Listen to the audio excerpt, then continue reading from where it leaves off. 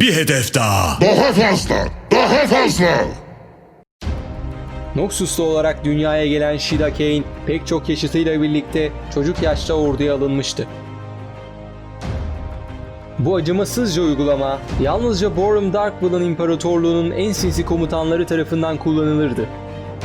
Naori'deki Placidium'da yaşanan ve çok acı sonuçları olan çatışmadan sonra işgal planı kasten uzun bir yıpratma savaşına dönüştürülmüştü.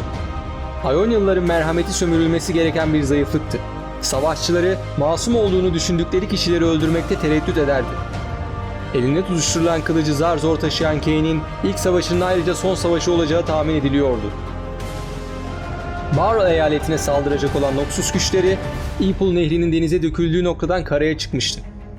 Kane ile diğer çocuk askerlere gönülsüz bir öncü kuvvet denebilirdi.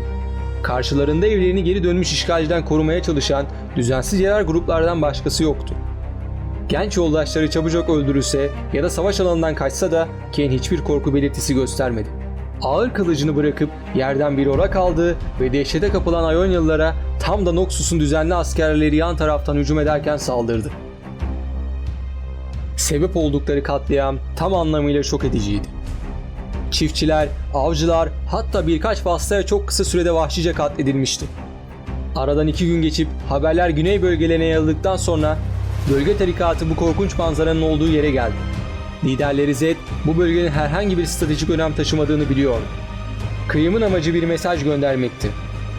Noxus asla merhamet göstermeyecekti. Parlak bir çelik parçasının ışıltısı gözüne çarptı. 10 yaşından büyük olamayacak bir çocuk çamurun içine yatmış, sıkmaktan bembeyaz olmuş elleriyle kırık orağını usta suikastçıya doğru tutuyordu. Çocuğun gözlerinde yaşını çok aşan bir acı vardı. Yine de savaşı iyice kanıksamış bir savaşçının tüm öfkesiyle alev alev yanıyordu. Bu direnç sonradan öğretilebilecek bir şey değildi. Zed geride bırakılmış bu Noxuslu çocuğu, onu buraya ölmeye gönderen kişilere karşı doğrultulabilecek bir silah olarak gördü. Elini uzatıp Kane'i gölge tarikatına kabul etti. Geleneğe göre çömezler kendilerine bir silah seçip yıllarca bu silahla çalışırdı. Fakat Kane bütün silahlarda ustalaşmıştı. Onun için tüm silahlar birer araçtan ibaretti. Asıl silah kendisiydi. Zırhları yalnızca yük olarak görüyordu. Bunun yerine kendini gölgelerle saklayıp düşmanlarını gizlice hızla öldürüyordu. Bu suikastler sağ kurtulan şanslı kişilerin kalplerine korku salıyordu. Kane'in efsanesi yayıldıkça kibri de büyüdü. Bir gün gücünün Zed'i bile gölgede bırakacağına yürekten inanıyordu. Son sınavını büyük hevesle kabul etmesine de bu kibir neden oldu. Sınavı kısa süre önce Noxus'ta bulunan Darkin silahını aramak ve Ionia'nın yorgun savunucularına karşı kullanılmasına engel olmaktı. Bunu hiç çekinmeden kabul etti, bu görev için neden onu seçtiklerini asla sorgulamadı. Tüm diğer çömezler Rust olarak bilinen bu canlı tırpanı yok ederdi.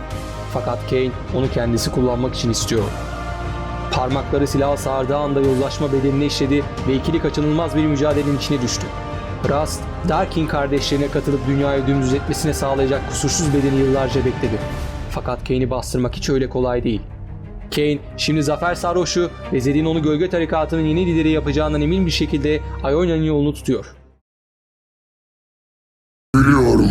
Huzurunu kaçırıyorlar mı? Onlar kabus değil, planlarım.